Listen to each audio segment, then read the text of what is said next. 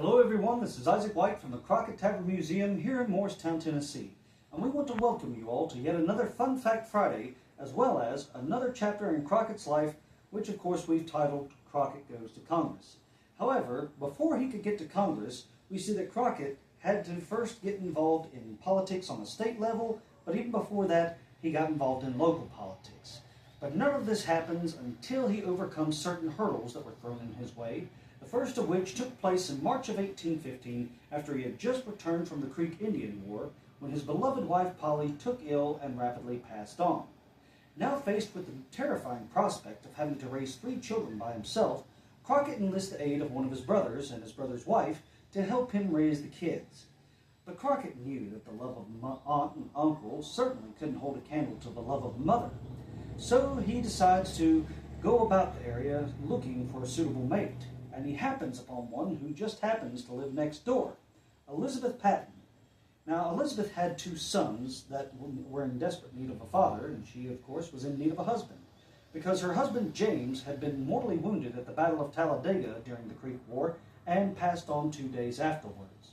So, after getting together and after a brief courtship, the couple married in the summer of 1850, but not before Crockett was elected lieutenant of the local militia.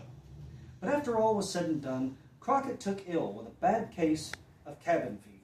and found that the only solution to this would be to go out and hunt and explore new territories to possibly settle down on. So he and 3 of his companions headed down to the Mississippi Territory, wherein Crockett nearly lost his life due to a bout of malaria. But yet, as in the previous wanderings of his childhood, in many cases whereupon he was saved by the kindness of strangers, the same thing transpired, and Crockett was taken in by a family who nursed him back to health before he made his way back home to Elizabeth and the children.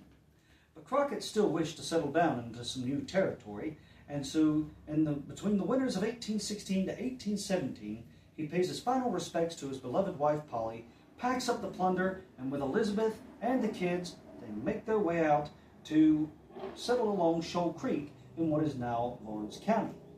Now, when Crockett got there, he very quickly found himself immersed in local politics because he was one of 5 members of the Shoal Creek Corporation who were tasked with deciding the boundaries of the county and also, of course, naming the county and establishing the site of the county seat. Crockett was also named an unofficial magistrate of Lawrence County in order to try and establish law and order there.